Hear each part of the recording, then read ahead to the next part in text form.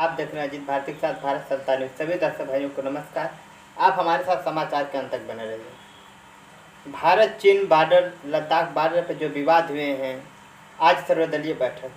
उससे पहले मैं बता दूं, बहन मायावती जी ने बसपा को देश के लिए या बीजेपी सरकार के लिए क्या सलाह दी, ये आप लोगों को पहले उनका ट्वीट उन्होंने जब बोली है वो हम बता दें। बसपा मुख्यमंत्री बोली, देश को विश्वास है कि हमारे देश का 1 इंच चीन को हड़पने नहीं देगी सरकार।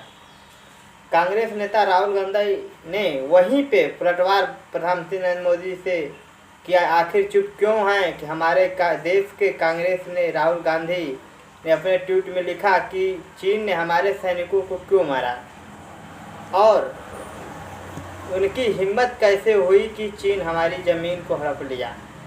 राहुल गांधी का एक ट्वीट है, बहन मायावती जी ने संवेदनशील तरीके से जो बीजेपी भारत की जो सेना है उसका समर्थन देने का जो कार्य किया। आप अंतर कर सकते हैं बीजेपी की कथनी और करनी और कांग्रेस में।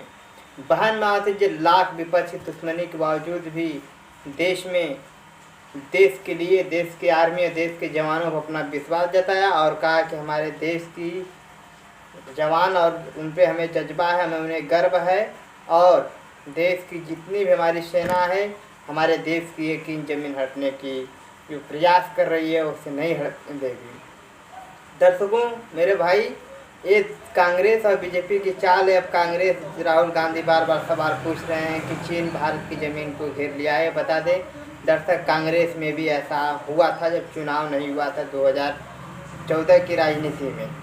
तो हालांकि बीजेपी कांग्रेस की बहुत बड़ी राजनीति है और इन लोगों के चंगुल में फंसना नहीं चाहिए। बड़ा दिल बहन मायावती जी ने दिखाया और संवेदनशील वही नहीं, माननीय अखिलेश यादव से लेकर विपक्ष की सभी पार्टियों ने अपने देश के लिए अपने पार्टी के सभी कार्यकर्ताओं को लगा दिया, चाहे वो कोरोना महामारी हो, चाहे चीन भारत लद्दाख का विवाद हो।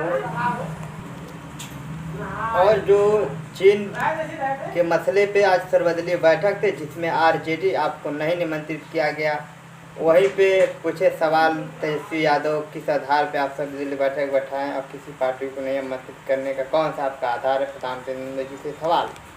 हम बता दें, देश के विपक्ष की सभी पार्टियों को नरेंद्र मोदी जी की अध्यक्षता में जो बैठक हो रही है, गृह मंत्री जी के और रक्षा मंत्री के सभी लोग एकजुट होंगे। ममता बनर्जी से लेकर बहन मायावती, अखिलेश यादव, बसपा सपा सभी पार्टियों को आमंत्रित है। तो किन 2 पार्टी 3 पार्टियों को नहीं आमंत्रित करने का उद्देश्य क्या है? हमारे देश में भारत के निर्माण में एक व्यक्ति की सहयोग है।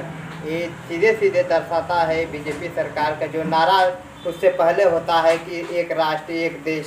तो एक देश और एक राष्ट्र कहाँ गया है? अब जब देश एकजुट चीन भारत की राजनीति नहीं कर रहा है, बहन मायावती जी ने साफ स्पष्ट कर दिया, विपक्ष के नेताओं ने किया, लेकिन बीजेपी सरकार की राजनीति अभी बंद नहीं है।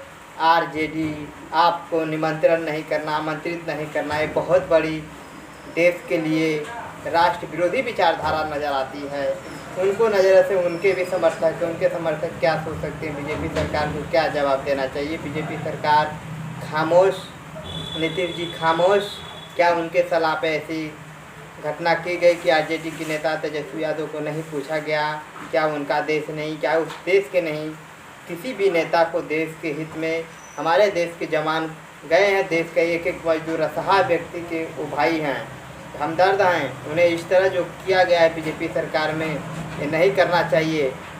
हमारे साथ 69 जो भर्ती में घोटाला के मामले में बीजेपी सरकार के एक नेता का और खुलासा, छात्रों के साथ हो रहे यूपी सरकार में अन्याय, जुर्म, अपराध, जिसे को नौकरी नहीं पा रहे हैं, दिन दहाड़े फर्जीवाड़ा पेपर लीक करने की साजिश ही नहीं बल्कि गिरफ्तार भी टॉपर धर्मेंद्र पटेल से लेके सभी लोगों को कार्रवाई की जारी जाती है। और छात्रों के साथ ये जो चीज़ें हो रही हैं पूरे देश में, प्रदेश में, ये कोरोना महामारी से पहले का मामला था जो कि उस समय बीजेपी सरकार में पेपर लीक करवाया गया था। सिकंदरपुर काशी गोमती बैंक के पर कई युवकों ने गाड़ी लेकर, स्कॉर्पियो लेकर अपने घुसा दिए। पप्पू यादव के घर में टक्कर लगने से मौके पे 1 लोगों की मौत हो गई। यूपी 67Z8977 ये नंबर उनके गाड़ी का। दर्शक भाई, हमारे बगल में ये तस्वीरें भी आपको दिखती नज़र आ रही हैं। और मैं एक बार बसपा बहुजन समाज पार्टी के बहन मुखिया जी की जो समर्थक हैं उनसे मेरा एक बहुत बड़ा अपील है कि बहन मायावती जी 2019 के बाद जो लोकसभा के चुनाव के बाद राष्ट्र को मार्ग अपना ली हैं, अब उनके समर्थकों को भी इस बात को समझने की ज़रूरत है कि आप राष्ट्र में किस तरह अपने आप को राष्ट्रीय हितैषी साबित कर सकते हैं। लगातार बहन मायावती जी सोशल मीडिया पर सक्रिय होने से कांग्रेस में हलचल सी मच गई है कि इतना बहन मायावती जी क्यों सक्रिय हैं सोशल मीडिया को लेकर। तो ये बहुजन समाज की जो पार्टियों के जो युवक हैं उनके लिए बहुत बड़ा बहन मायावती जी का मोटिवेशन निकल के आ रहा है। इस मोटिवेशन के साथ कितना बसपा के समर्थक बहन मायावती के साथ, राष्ट्र के साथ, देश के साथ, बीजेपी सरकार, किसी भी सरकार का जो समर्थन कर रहे हैं आप लोग, बहन मायावती जी ने किया और इसको दरकिनार किया कि मैं विपक्ष में होते हुए भी नेतृत्व निभा रही हूँ। उसके राष्ट्रीय पार्टी भी बहुजन समाज पार्टी है, इसकी हितैषी के पूरे राष्ट्र में, पूरे देश में बहुजन समाज पार्टी का जनाधार है। उसे खोते हुए जो खोई थी जमीन बसपा बहन मायावती जी का हिस्सा रहा 2019 का चुनाव हारने के बाद लगातार बढ़ता नजर दिखाई दे रहा है।